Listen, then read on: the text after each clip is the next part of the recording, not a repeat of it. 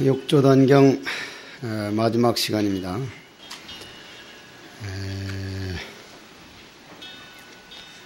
오늘 아침 100쪽까지 했고 101쪽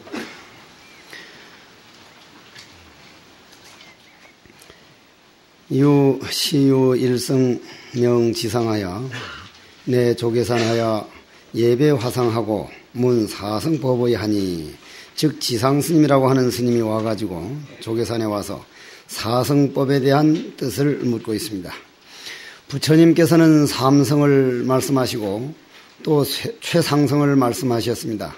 제자는 알지 못하겠으니 저를 위해서 가르쳐 주시기 바랍니다 하고 이렇게 이제 질문을 하니까, 다시 한번 말씀드리지만은 육조단경은 너무 앞뒤가 분명해서 어떤 면에서는 가감이 있었지 않겠느냐 할 정도로 처음에 서론부터 시작해서 기성전결이 아주 분명하게 매듭이 지어졌습니다.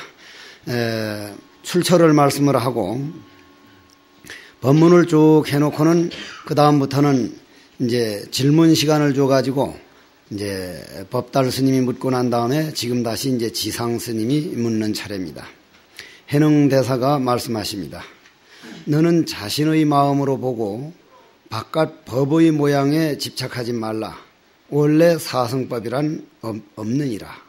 사람의 마음이 스스로 네 가지로 나누어서 법의 사성이 있을 뿐이다. 보고 듣고 읽고 외우는 것은 그냥 소승이요. 그냥 외우기만 하는 것은 소승이요.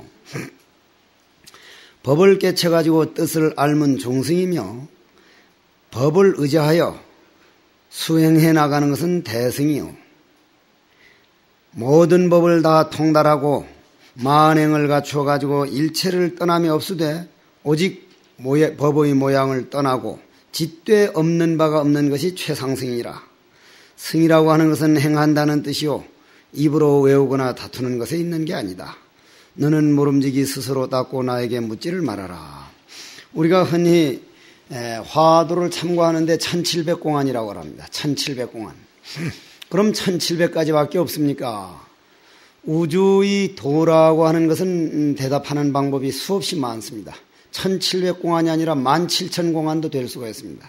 다만 이것은 도를 삶이 된 사람, 도와 하나가 된 사람, 화련히 깨달은 사람이 깨달은 모습을 말로 표현한 것을 화두라고 하기 때문에 그렇게 그러한 것을 정리하여 1700공안이라 한다. 그러면 1700공안 중에 한 공안을 깨달고 나면 또 차제가 있습니까? 공안에는 본래 차제가 없습니다. 다만 향상일구에서 나온 화두가 있고 법신 변사에서 나오는 화두가 있어가지고 법신 변사에서 나온 화두를 깨달았는데도 마루구를 깨닫지 못하는 경우는 얼마든지 있습니다. 그러나 향상구, 마루구에서 깨달은 사람은 1700공안을 한 줄에 꿰어놓더라도 모자라더라. 17000공안이 돼도 마찬가지다. 승법도 마찬가지라서 1승이니 2승이니 3승이니 4승이니 하는 것은 사람들의 마음으로 바깥 모양에 집착해가지고 사람들의 그 근기를 말하는 것. 근기라는 것은 정해져 있는 게 아니라 우리가 노력한 노력에 따라 다르다. 이렇게 말씀을 했습니다. 고로 그거에 따라서 사승법이 생긴 것이지, 그런데 치우치지 말라. 또 한 스님이 여기에 그 유명한 그 신회라고 하는 분이 나타나기 시작합니다. 학자들은 이 육조단경을 신회의 작품이라고 합니다. 신회 스님 작품이라고 하는 분들이 더러더러 있습니다. 그럼 여기서 우리가 신회 스님에 대해서 잠깐 듣고 나서 왜 이 육조단경을 신회 스님이 지은 것 아니냐 이런 말들이 나오는가를 한번 짚고 넘어가도록 그렇게 하겠습니다. 또 한 스님이 있었는데 우요일승명 신회하니 남양이냐라. 한 스님이 있었는데 이름을 신회라고 하였으며 당시 남양 사람이다. 조계산에 와서 예배하고 물었다. 스님은 좌선하면서 보십니까? 보지 않으십니까? 요번에 제가 법당에서 이제 낮에 어디 갔다 와서 법당에 이 절을 하고 앉았으니까 그 무문관에 앉아 계시는 스님들이 이상하게 그 좀 그리운 마음 비슷하게 좀 거다 절을 해놓고는 법당에 가만히 앉아 있으니까 어떤 처사가 한 서너 살쯤 되는 여시가를 데리고 와서 법당에 절하다가 내가 떡 앉아 있으니까 앉아 있는 모습 여러 스님들도 보셨겠지만 정말 거룩해 보입니다. 나는 어디 갔다 오다가 선방에서 스님들 앉았으면 그만 내 마음대로 뭘 못해요. 어디 가서 조용히 좀 앉아 있거나 나도 몰래 좀 조심을 하게 됩니다. 앉아있는 모습 그건 참 거룩한 모습이에요. 스님네는 그건 다 몰라. 그래 이리 앉아있으니까 처사는 얼른 겁이 나가지고 대충 부처님께 절해놓고 나가는데 이쪽 깨난 게 내가 오면 과자를 주고 했던 그런 애인데 아장아장하더니 나를 가만히 쳐다보니 뭐해? 그래. 그래도 가만히 있더니 뭐 하냐니까? 그래. 그래도 그 무문관이랑 이런 거 저런 거에서 좀 내 나름대로는 조용하게 앉았고 싶은데 눈을 이리 뭐 하냐니까? 그러니까 이것이 하니까 앉아잖아. 자지도 안 하면서 아버지가 이 녀석 빨리 이리 안 오느냐고 불러내는데 앉아있는 모습은 참 거룩합니다. 얘기 하나 하고 넘어갈게요. 제석천왕은 우리 불교에서 어떻게 받아들입니까?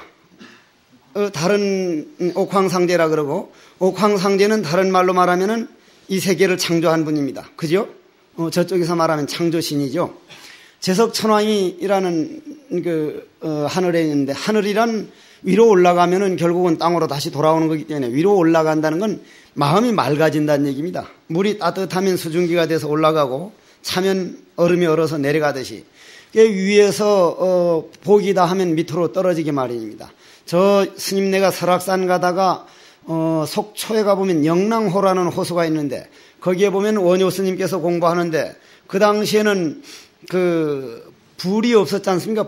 이 가스나 이런 전기 성량이 없었으니까 오늘 저녁 장작불 피워가지고 내일 그 불씨를 아주 재에다가 잘 묻어가지고 뒷날 아침 그 불씨가 남아 있어야 이제 그 불을 다시 떼지. 불씨 없으면은 불 만들기가 아주 이건 엄청 어려웠을 때입니다. 아주.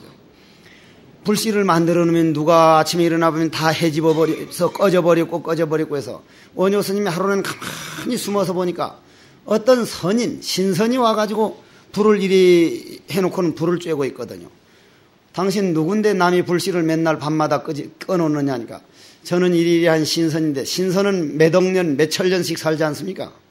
복진 타락이라 하늘에 올라가서 선인이 됐다가 복이다 하게 되면 이 어깨 이런 데다 때가 묻기 시작하고 추위를 타기 시작하고 겨드랑이에 냄새가 나기 시작하고 관이 시들기 시작하고 복이 다 하면 재산이 다 떨어져 가면 주위 사람들이 떨어져 나가는 것과 똑같이 내 내면이 에너지가 떨어져 나간다 이 말이에요.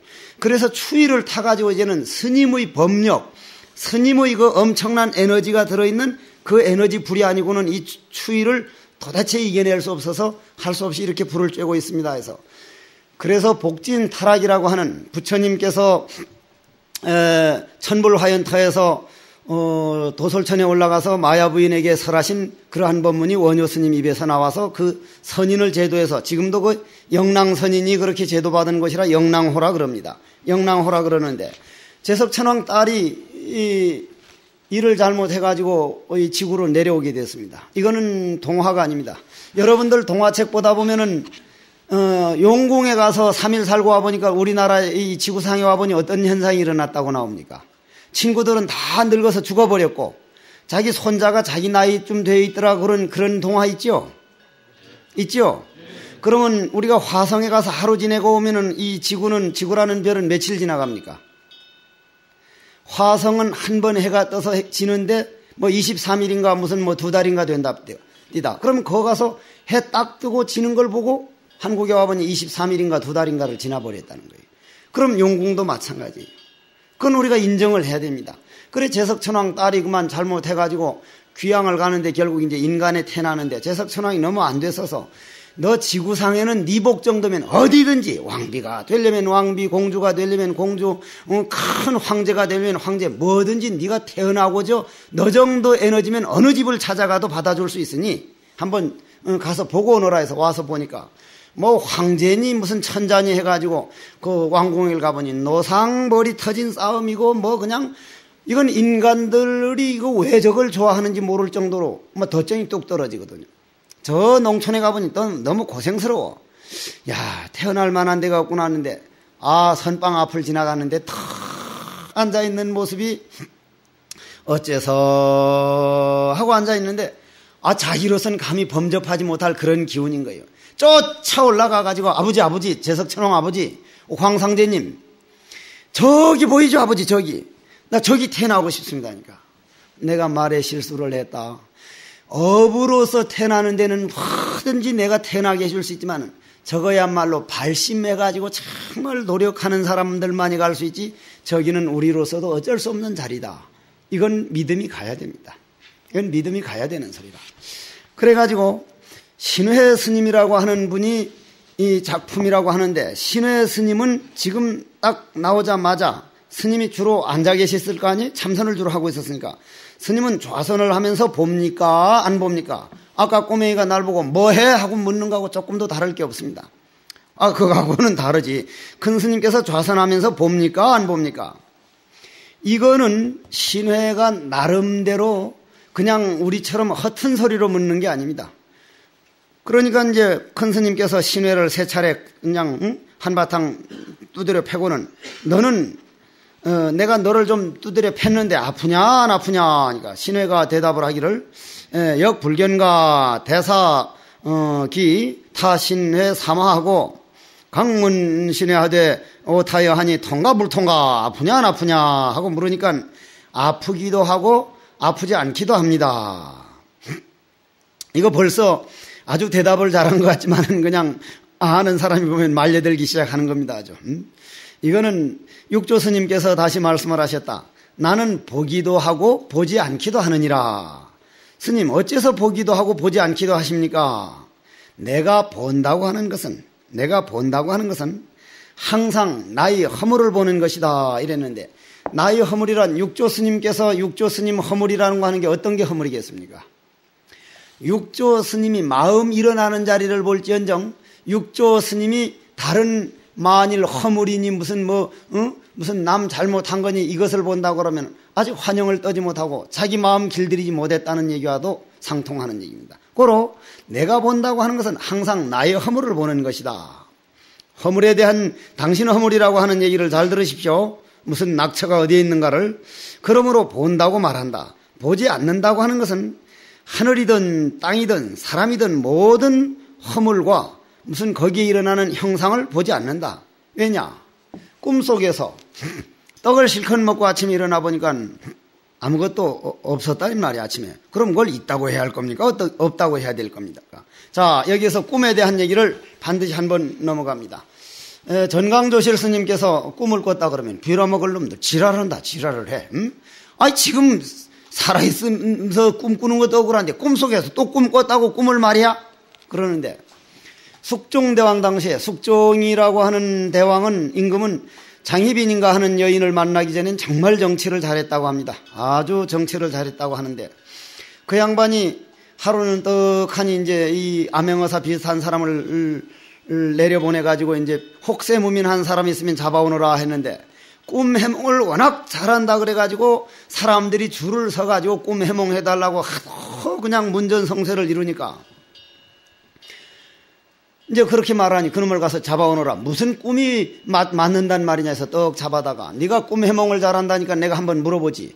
내가 어제 저녁 꿈에 저 기와장 위에 기와 하나가 뚝 떨어지면서 파랑새가 돼서 날아가는데 그게 무슨 꿈이냐 하니까 예 상감마마 후궁에서 궁녀가 싸우다가 한 사람 죽을 꿈입니다 하니까 저놈의 자석 하옥시켜라.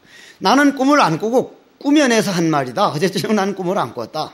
꾸며내서 했는데 어찌 그런 엉터리 같은 그런 꿈의 해몽을 하느냐 하니까 상감마마 감옥에 가는 건 좋지만은 한번 후궁에 잠깐 알아보고 좀 하옥을 시켜주십시오니까 조금 있으니까 궁녀들이 싸우다가 하나 죽었다는 거예요. 아니 꾸지도 않은 꿈이 어떻게 맞았단 말이냐 하니까 꿈이란 우리 잠재의식에서 한 생각 일어난 걸 꿈이라고 하는데 아까 상감마마가 꾸며내는 생각 그게 바로 꿈입니다. 우린 한 생각 일어나면 한 세상이 벌어집니다. 한 생각 일어나면 나비 효과라는 게 있죠. 여기서 나비가 펄럭이는데 태평양에선 태풍이 된다는, 여기서 꽃 한 송이 꽃이 피면 우주법계가 움직인다는, 그거는 사실을 인정해야 됩니다. 한 생각 일어나는 것이 엄청난 나비 효과가 있다면 한 생각 어째서 하는 그 효과는 과연 어떻게 하겠느냐 이런 말씀이에요.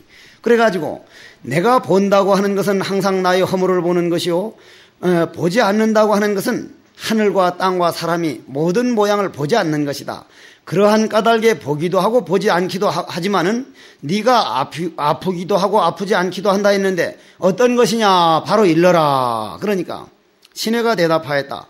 만약 아프지 않다고 하면 저 무정물 나무나 돌멩이와 같고 아프다고 하면 이건 범부와 꽃 같으니 이내 원활을 일으킬 겁니다. 하니까 신해 너희놈 바로 들어라.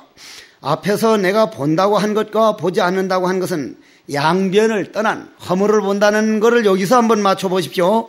양변을 떠남이요. 아니 보지 않는다는 것은 양변이요. 아프고 아프지 않으면 생멸이니라.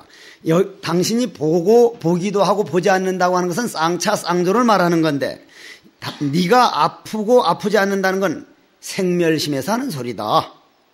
너는 자성을 보지도 못하고 감히 와가지고 법을 희롱하려 드느냐. 신해가 예배하고 더 말하지 않으니 대사께서는 말씀을 하시기를 네 마음이 미혹하여 보지 못하면 선지식에 물어서 길을 찾아라. 마음을 깨쳐서 스스로 보게 되면 법을 의지하여 수행하라. 네가 스스로 미혹하여 자기 마음을 보지 못하면서 도리어 해능이 보고 보지 않는 그런 말을 물어서 되겠느냐. 내가 보는 것은 내 스스로 아는 것이라. 너희 미혹함을 대신할 수 없느니라. 만약 네가 스스로 본다면 나의 미혹함을 대신하겠느냐. 어찌 스스로 닦지 아니하고 나의 보고 보지 않음을 묻느냐. 흔히 수자들이 다니면서 스님 견성했습니까? 본인이 견성하지 못한 사람이 나한테 와서 견성했습니까? 물으면 내가 견성했다면 그냥 견성했다고 믿을 것이요.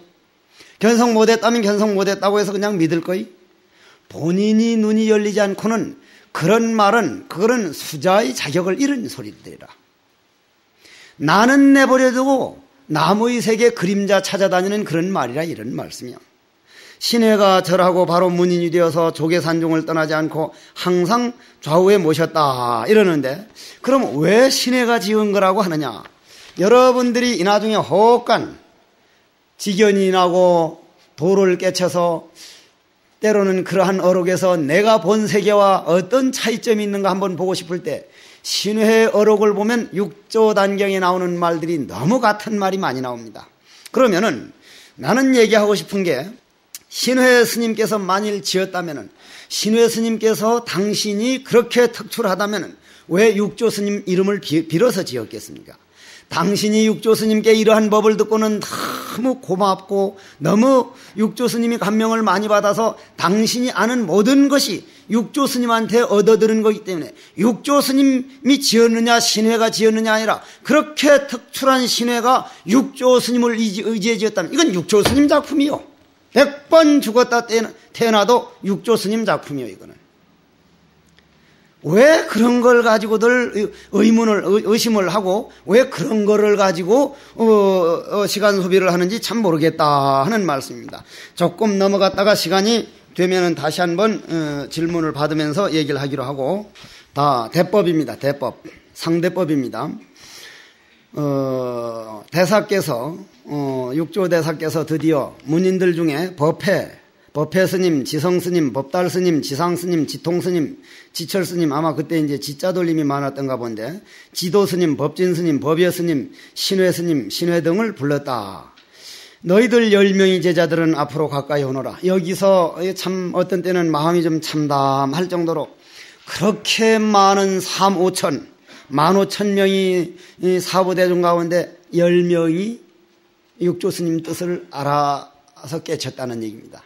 그럼 여러 스님들이 흔히 옛날 조사 스님들은 이게 한 철내서 깨치고 두 철내서 깨쳤다는데 도대체 요즘은 뭔가 화두법이 잘못돼 가지고 이렇게 못 깨치는 것 아니냐. 그럼 육조단경에 있는 그 많은 문인들 가운데 어떻게 10명만이 여기 나왔습니까?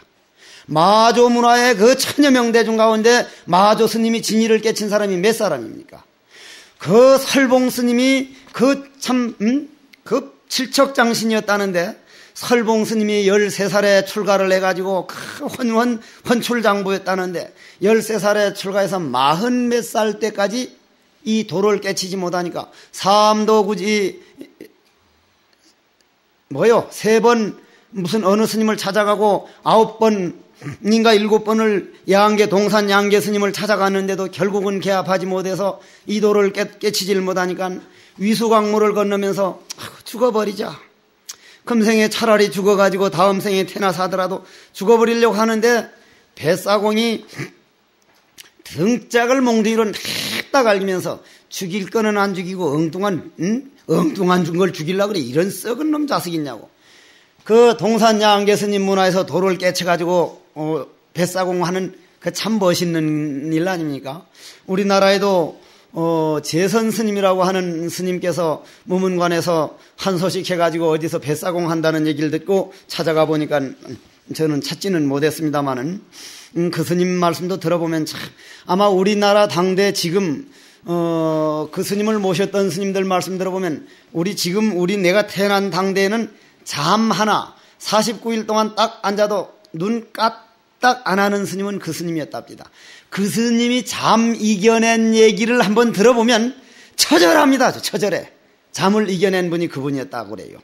잠 이겨낸 얘기 들어보면 아주 처절하지 아주. 그런데 결국 잠을 이겨내가지고 그렇게 무문관에 천축사 무문관에 나는 그때 천축사 무문관에서 연령기단으로 들어가지도 못한 사람이지만은 그 들어가가지고 전강조실 스님이 한 소식 일러라 할 때 그 어른만 바로 일렀다고 하는 얘기를 나는 말로 들었습니다. 그래서 그 설봉 스님께서 그냥 몽둥이를 한 방 얻어맞고 나서는 정말 내 몸뚱이 죽여서 어떡하겠다느냐. 죽어버리려고 하는 이 마음만 죽이면 될 텐데 하고 그래도 또 이놈의 동체가 당체 깨달아지질 않으니까 하루는 암두 스님하고 사형님 될 차례죠 아마? 사형님인가 사제되는 분을 두 분이 이제 길을 가다가 눈이 푹 쌓이니까 결국 더 이상 걷지 못하고 어디 빈집을 찾아가서 자는데 암두 스님은 눕자마자 드르렁 코를 고는데 여러 스님들이 앞으로 선방 생활하다 보니 코 고는 게 문제라. 내가 수덕사 정회사에서 사는데 한 스님이 코를 하도 고니까 옆에 있는 스님이 너무 잠을 못 자니까 그 사람이 좀 신경이 날카로운 사람이야. 누구라고는 안 하겠는데 하도 코를 골아가니까 치약 2개를 준비했다가 한 대 콱 짜 넣어버렸거든. 코에다가. 콧구멍에 물 들어가면 아픕니까? 안 아픕니까?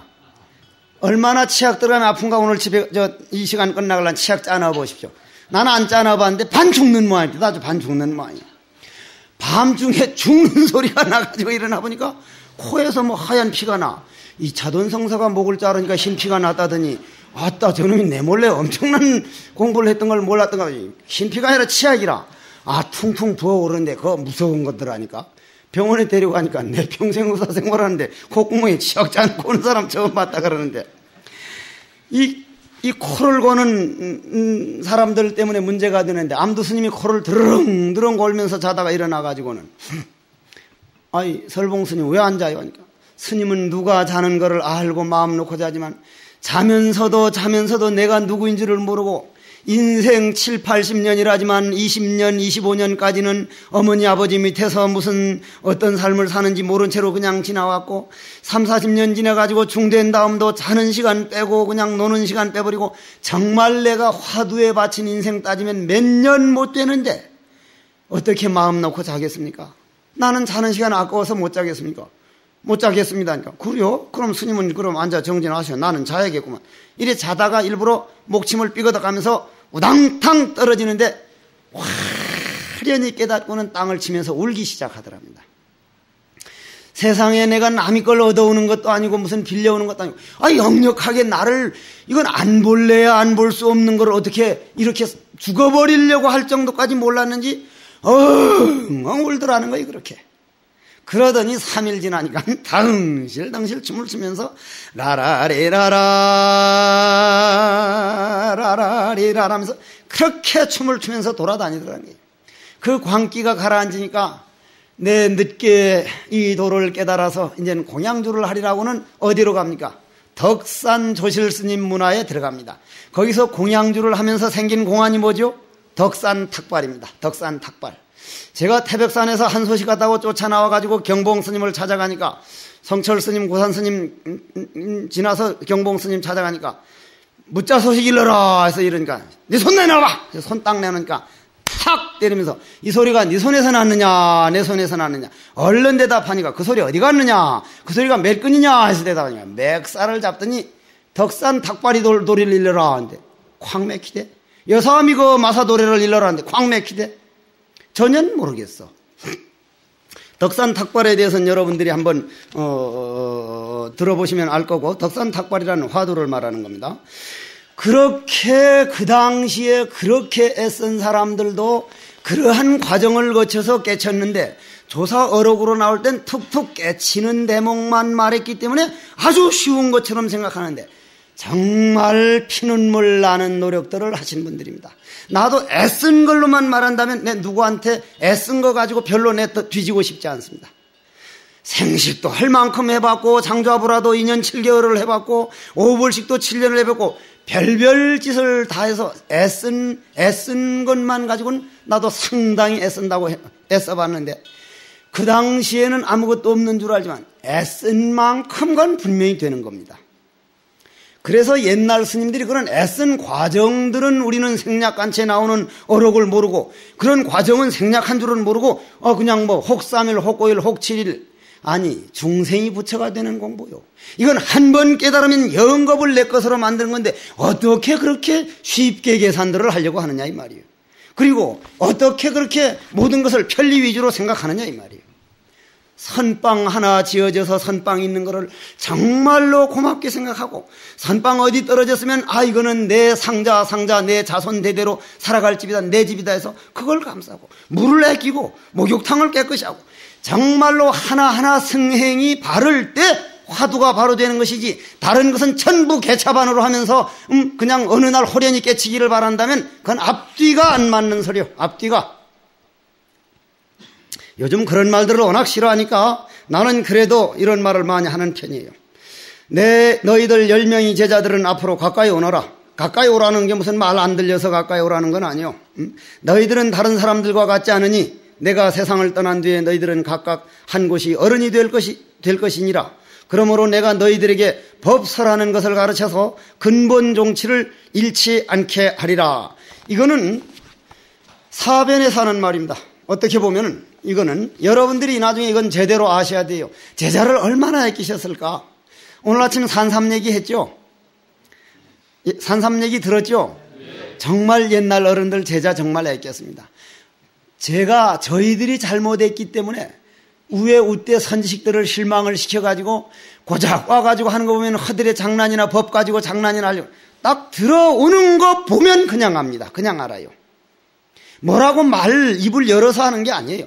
요번에 어떤 수자가 와서 위유망불 이전 소식은 묻지 않겠거니와 위유망불 이후 소식은 어찌합니까 하길래 아이고 장하십니다. 저는 그런 건 모릅니다.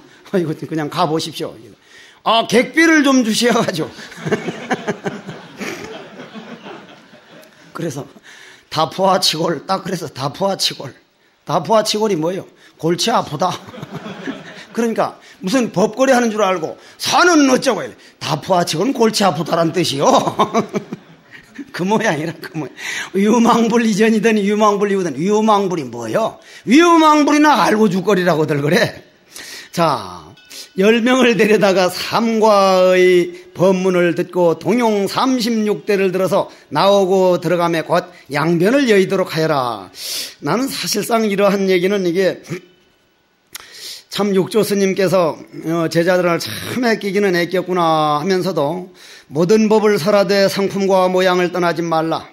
모든 법을 설하되 제가 이런 강의를 하면서도 가끔 잊어버리는 게 말 나오는 자리를 늘 놓치지 않고 정말 애써 살아보자. 중로로 참 아름답습니다. 한평생 학문은 하다가 한계에 부딪히면 그만인데 이건 하루 하면 한 만큼, 이틀 하면 한 만큼 말 나오는 자리를 관하는 재미라는 거는요. 참선법 해보소. 동용 36대를 들어서 모든 법을 살아되 성품과 모양을 떠나지 말라. 모양을 떠나라 그랬거든. 모양을 떠나라 그랬잖아요. 지금까지 모양을 떠나지 말라 그랬어. 성품과 모양을 떠나지 말라. 양변을 떠나지 않으면서 양변에 맥히지 말라는 뜻이에요. 이거 만약 사람들이 법을 묻거든 말을 모두 쌍으로 해서 대법을 취하라. 그건 무슨 말입니까? 여기다 이쪽이다 하면 이쪽에 빠지고 이쪽이다 하면 이쪽에 빠지는데 항상 양변을 떠나서 중도를 설하라. 중도라는 건 뭐라는 얘기를 했죠? 중도라는 거는 바로 보라. 능엄경에 나오는 얘기입니다. 능엄경에 제가 순천 송광사에서 한 7개국 외국 스님들이 제일 처음 우리나라에 올 때는 주로 송광사에서 공부를 했어요. 참선을 했어요. 독일 사람들 엄청 이론적으로 따집니다. 이론적으로. 얼마나 통역을 데리고 와서 이론적으로 따지는데 제가 죽비를 쳤는데 하도 이론적으로 따지길래 이 골치 아픈 놈들. 하루는 저녁에 이제 제가 성철 큰 스님께 처음에 혼났던 그거를 고스란히 그냥 써먹었죠. 성철 큰 스님은 무슨 얘기 나도 하도 퐁당퐁당 대답을 잘하니까 몇 건이야 하니까 몇 건이지 지가 어떻게 합니까? 대답은 이놈 새끼가 아무 데서나 그냥 그래놓고 이 비나 얘 비죠. 무엇으로 비나? 눈으로 보죠. 그러니까 불 탁 꺼두고 깜깜한데 능엄경이 나오는 말 아니요? 깜깜하니까 안 보이죠 스님 하니까 이놈 새끼 그냥 올빼미나 부엉이나 고양이는 왜 깜깜한데 더 잘 비냐? 모르겠네요. 내가 외국 스님들 보고 Can you see this? 보이느냐 하니까 Yes, I can see this. 보입니다. By what? 무엇으로 보느냐? My eye. 눈으로 본다는 거예요. 불 탁 꺼두고 Can you see this? No, I cannot see. 안 보인다 그래. 눈 어디 갔냐 하니까 이마박에 있다고. 근데 왜 안 비냐 하니까 몰라. 그래. 야, 이 멍청이들아. 여러분들 외국에 가가지고 욕하고 싶으면 한국말로 실컷 하면 속이 시원해집니다. 라지니 씨를 찾아가는데 떡 들어가려니까 에이즈 검역증 증명서를 내놓으라는 거요. 기분이 몹시 나쁠 거 아니야. 내 딴엔 참 잘 살았다고 나름대로 참 애써 살았는데 야, 이 똥물에 튀긴 덴보라 같은 새끼야. 그러니까 화시고 나발떼기고 이 새끼야. 에이즈 검역증 하니까 아무리 욕을 해도 못 알아들으니까 화하길래 you very good. thank you. 욕 실컷 해놓고 고맙다는 말을 들었으니 귓구멍에 안 받아들여 버리면 되는 거야. 아주 똥물에 튀긴 덴보라라고 그랬든 무슨 물에 튀긴 뭐라 그랬든. 그럼 이것은 중도를 말하는 건데 그래 그 외국 스님들 보고 눈으로 보는 게 아니다. 눈으로 보는 건 한 변이다. 대법에서 한 변이다. 그러면 눈으로 보는 게 아니다 하면 반대쪽 한 변이야. 반대쪽 한 변. 그것도 틀린 거예요. 그것도. 그럼 어떤 사람들은 마음으로 봅니다 하면 마음이 어디 있느냐 하면 몸 안에 있습니다 하면 위장이 지금 어떻게 소화되고 대장은 어떻고 안에 있는 간장은 지금 어떤 물이 나오고 있는 게 비어하니까 안 비는데요? 안에 것도 못 보는 게 어떻게 바깥에 걸 봐? 이건 본인이 모르고는 안 되는 거예요. 공이라 하면 공에 빠지고 눈으로 본다면 색에 빠지고 하기 때문에 그래서 36대법이 나와가지고 당신이 그 제자들을 아끼는 마음에서 하는 소리입니다. 삼과 법문이란 음계입이다. 음이란 뭡니까? 음은 온을 뜻한 거겠죠.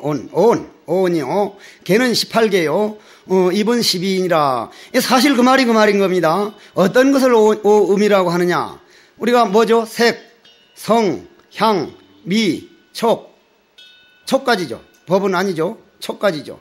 그러면은 색은 눈에 보이는 모양이고 나머지는 전부 다 우리 생각의 세계입니다. 그럼 우리가 소립자니 무슨 원자니 분자니 해도 그런 세계까지 다 통틀어도 1%가 안 된답니다. 1%가 안 된다는 거예요. 그러면 나머지는 뭐냐? 진공에너지라는 거예요. 진공에너지.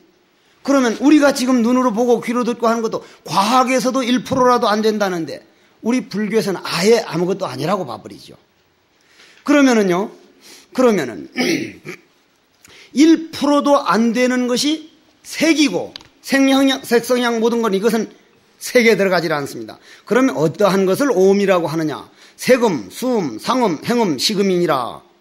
색성양 무척법이 아니고 색수상 행식인데, 아니 내가 색성양 미척법이라 했다고 같이 막 따라서 색성양 미척법이라고 하면 어떡해요? 어건 육진인데 이건 색수상 행식이 오은이죠. 그럼 어떤 것을 18개라고 하느냐? 육진, 육근, 육문이라고도 하고 육근이라고도 하고 육식이니라. 어떤 것을 12입이라고 하느냐? 바깥에 있는 대상이 육진과 안에 있는 내 안에 있는 육근문도 이것을 12입이라고 한다. 그럼 어떤 것을 육진이로 합니까? 색성양 미촉법이다. 이건 다 여러분들 아는 거죠. 어떤 것을 육문이냐? 안입이 설신이다. 자, 그 다음이 문제입니다. 법의 성품이 육식인 안식, 이식, 비식, 설식, 신식, 의식, 육식과 육문과 육진을 일으키고, 그러니까 3, 6은 18, 18개 아닙니까? 그럼 그놈은 다시 어디로 돌아가느냐면 그 마음을 본래 일으켰던 함장식 쪽에 돌아가니까 윤회죠. 그냥 딱 떨어지는 거 아닙니까? 생각을 하면 곧 식이작용하여 육식이 생겨가지고 육문으로 나와서 육진을 본다. 이것이 3, 6은 18이니라. 이건 여러분들이 한번 읽어보면 바로 알 수 있는 거예요. 자성이 삿되기 때문에 18가지 삿되 밀어나고 자성이 발음을 포함하면 18가지 발음이 일어나느니라. 발음이라는 건 중도, 즉 대법을 중도를 말하는 겁니다. 악의작용을 지니면 곧 중생이요 선의작용하면 곧 부처니라. 이거는 조금 있다가 제가 실제 예를 들어가지고 설명을 한번 하겠습니다. 자, 107쪽 바깥 경계인 무정에 5 대법이 있으니 이것은 눈에 보이는 모양이기 때문에 스님네가 한번 읽으면 바로 알 수 있습니다. 자, 다시 한번 넘어갑니다.